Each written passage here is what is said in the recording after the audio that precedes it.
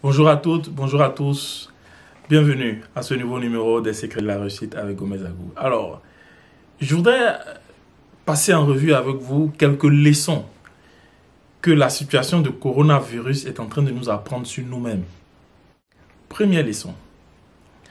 Coronavirus est en train de nous expliquer que l'une des choses les plus importantes dans la vie d'un être humain, c'est sa maison, c'est sa famille. Il y a des gens qui nous ont fait croire que le travail était la chose la plus importante. Ou que leur business était la chose la plus importante. Ou leurs amis étaient les gens les plus importants. Ou leurs collègues étaient les gens les plus importants. Ou les voyages étaient les choses les plus importantes que la famille. Coronavirus est venu là. Où vous êtes? Vous n'êtes pas confinés? Vous êtes confiné où? Vous avez entendu que quelqu'un est confiné dans son travail? Ou est-ce que vous avez entendu que quelqu'un allait se confiner chez des amis? Ou est-ce que vous avez entendu que quelqu'un est confiné chez ses collègues? Les gens sont confinés. Chacun est confiné chez lui, dans sa famille. Donc prenez vos familles au sérieux. Prenez soin de vos familles. C'est l'une des choses les plus importantes de la vie et dans la vie. La famille. Deuxième chose. Il y a des gens qui ont toujours fait croire à leurs amis que s'ils n'ont pas de relation extra-conjugale, s'ils n'ont pas plusieurs partenaires sexuels, ils vont mourir. Ils ne peuvent pas se contenter de sa femme. Non, moi, je ne peux pas me contenter de ma femme seulement. Ce n'est pas possible. Non, moi, je ne peux pas me contenter de mon mari. Ce n'est pas possible. Coronavirus est venu là. Vous êtes confinés, non? Ça fait des semaines que vous êtes confinés. Vous êtes confinés avec la même femme. Vous êtes confinés avec le même mari. Vous êtes mort. Non, est-ce que vous êtes mort? Vous n'êtes pas mort. Donc, ça veut dire que vous pouvez vous contenter d'une seule femme. Sans que le ciel ne vous tombe dessus, sans qu'on ne fasse vos funérailles. Donc, messieurs, cela aussi vous prouve, mesdames, cela aussi vous prouve que vous êtes capables de rester fidèles. L'infidélité, là, ce n'est pas une malédiction. Vous êtes capable de vous en débarrasser. Coronavirus est en train de vous aider à faire ça. Troisième chose, il y a des personnes qui ne peuvent pas rester à la maison chez elles. Elles doivent être tout le temps dehors, parties. Elles quittent le travail à 17 h, elles se retrouvent à la maison à 23 h. Pourquoi? Parce que la personne dit oui, moi il faut que j'aille visiter toute la ville. D'abord il faut que je sois avec des copains, il faut que je fasse des after work, il faut que je fasse des after ceci. Au lieu de rentrer à la maison tôt pour s'occuper de leurs enfants. Au lieu de rentrer à la maison tôt pour s'occuper de madame.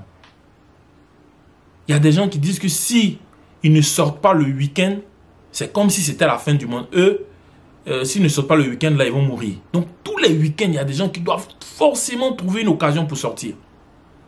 Pour aller en boîte, pour aller en ceci, pour aller en cela. Coronavirus est venu là.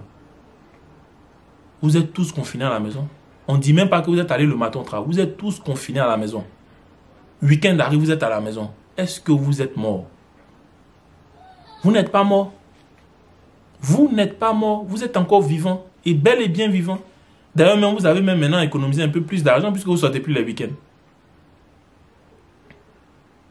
Donc, sortir les week-ends, tous les week-ends, même lorsqu'on a de la famille, on veut s'occuper de sa famille, on est tout le temps dehors en boîte là. En laissant les enfants à la maison et madame à la maison, bien en laissant monsieur et madame à la maison là. Vous voyez que ce n'est pas une malédiction. Vous pouvez régler ça.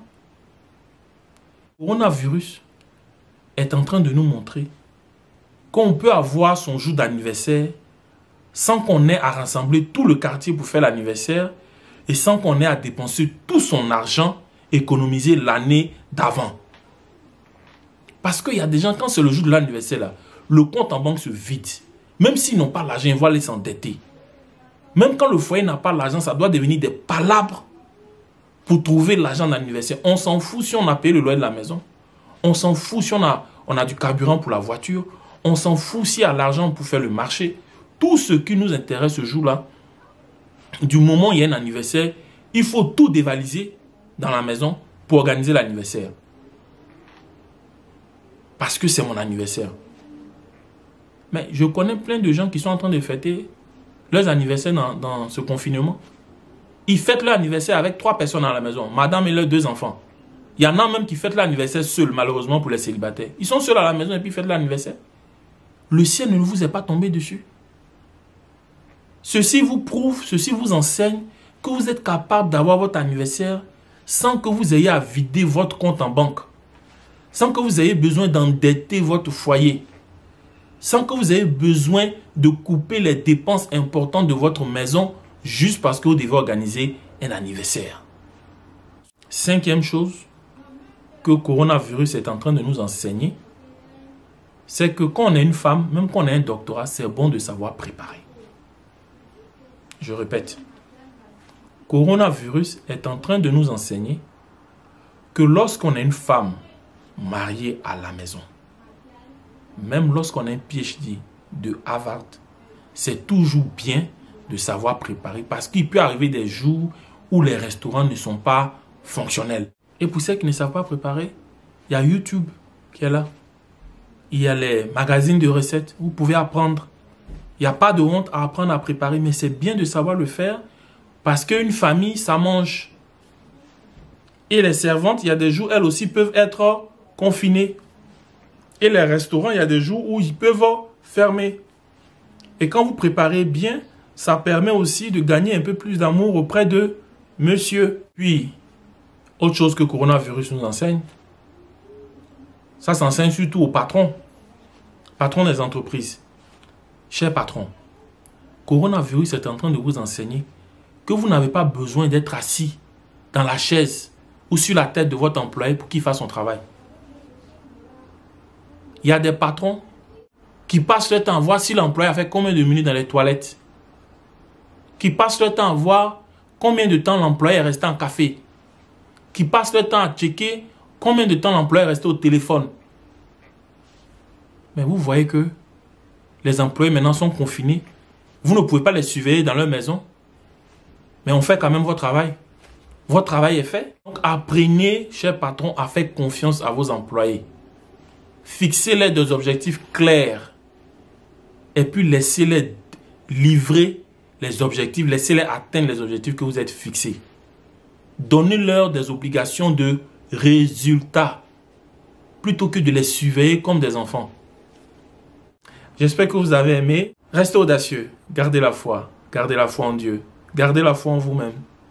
Que Dieu vous bénisse. À la semaine prochaine. Ciao.